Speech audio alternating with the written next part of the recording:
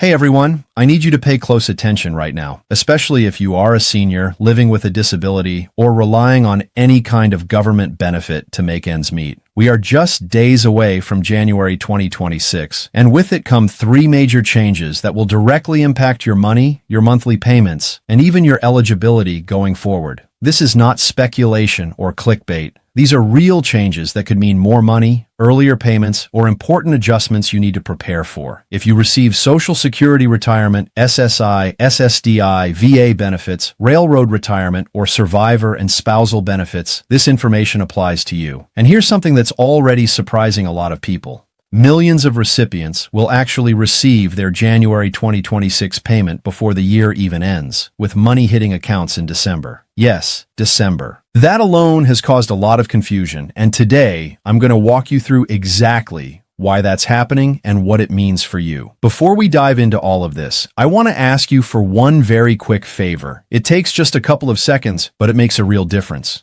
Please tap the like button on this video. That small action helps push this information out to more people who desperately need it. I've spent years following benefit changes, reading official Social Security Administration updates, tracking congressional proposals, and breaking down complicated government language into something that actually makes sense for real life. My goal has always been simple: to make sure you know what's coming, what you're entitled to, and how to protect every dollar you've earned. Today, we're covering several critical topics. First, there's some genuinely positive news. A proposal that could mean an extra $1,200 in your pocket over a 6-month period, on top of your regular benefits. I'll explain how that works and who it could apply to. Second, we're breaking down the January 2026 payment schedule in detail, including why so many people are getting paid early in December. Third, we're going over three major rule changes taking effect in January, including higher earnings limits, higher maximum benefits, and changes to taxable earnings caps. And finally, I'll walk you through exactly what to do if your payment doesn't arrive when it's supposed to, so you're not left panicking or guessing. Let's start with the good news, because we all need some of that right now. There is currently a proposal on the table that could provide extra money on top of your regular cost of living adjustment.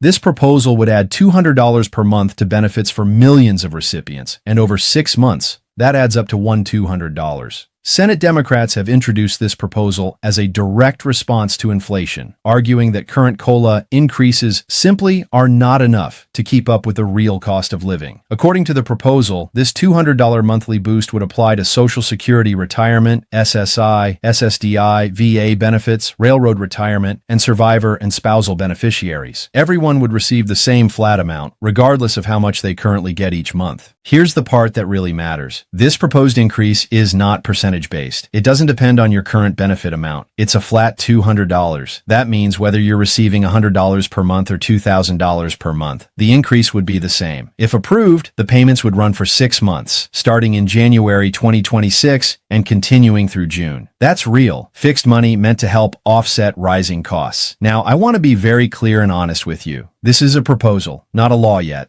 It has not been officially approved, but it is being pushed aggressively, and as soon as there's any movement, any vote, or any confirmation, I will update you immediately. Now let's move on to something that is absolutely happening. The January 2026 payment schedule. This is where a lot of confusion comes in, because for millions of people, January money will arrive in December. SSI recipients, in particular, need to pay close attention. Wednesday, December 31st, 2025, is when SSI recipients will receive their January 2026 payment. The reason is simple but important. January 1st is a federal holiday. When a payment date falls on a holiday or weekend, the Social Security Administration issues the payment early. This is not a bonus, and it's not extra money. It's simply January's payment arriving ahead of schedule. If you receive both Social Security and SSI, your payment date will be Friday, January 2nd, 2026. For regular Social Security recipients, your payment date depends on your birthday. If you were born between the 1st and the 10th of any month, your payment arrives on Wednesday, January 14th. If your birthday falls between the 11th and the 20th, your payment arrives Wednesday, January 21st. And if you were born between the 21st and the 31st, your payment date is Wednesday, January 28th. This birthday-based schedule is extremely important because many people assume something is wrong when their payment doesn't arrive on the same day as someone else's. If your payment doesn't show up on the expected date, don't panic. The Social Security Administration advises waiting 3 business days first, as minor processing delays can happen. If the payment still hasn't arrived, contact your bank or credit union to make sure there are no account issues. Sometimes deposits are delayed due to holds, freezes, or internal banking problems. If your bank confirms everything is fine, then contact Social Security and let them know you've already checked with your bank. They can investigate and reissue the payment if necessary. Now let's talk about the 2026 cost of living adjustment, and I want to be completely honest with you here. The COLA for 2026 is expected to be 2.8%, which averages out to roughly $56 more per month for most recipients. While any increase is better than nothing, it's important to understand the reality. Grocery prices alone have increased well over 18 to 21% in the past 3 years, depending on the report. Rent, utilities, insurance, and healthcare costs have all surged. A $56 increase doesn't stretch very far in today's economy, especially for people living on fixed incomes. The core issue is how COLA is calculated. Right now, it's based on the CPIW, or Consumer Price Index for workers. That means inflation data from working Americans is being used to calculate benefits for retirees and disabled individuals. The problem is obvious. Seniors and disabled Americans spend their money differently. Healthcare, prescriptions, housing, and utilities make up a much larger portion of their budgets. That's why many experts and lawmakers are pushing to switch to CPIE, the Consumer Price Index for the elderly. This metric would reflect real senior spending patterns, and according to analysts, switching to CPIE could raise benefits by hundreds of dollars per month over time. If you support this change, make your voice heard, because silence guarantees nothing changes. Now let's get into the 3 major rule changes taking effect in January 2026. The first is higher earnings limits, which is actually good news for people who continue working while receiving Social Security. If you are under full retirement age, your benefits can be temporarily reduced if you earn over a certain amount. In 2026, that earnings limit is increasing, giving you more room to work without losing benefits. For those under full retirement age all year, the limit rises to $24,480. For those reaching full retirement age in 2026, the limit also increases significantly. And once you reach full retirement age, the earnings test no longer applies at all.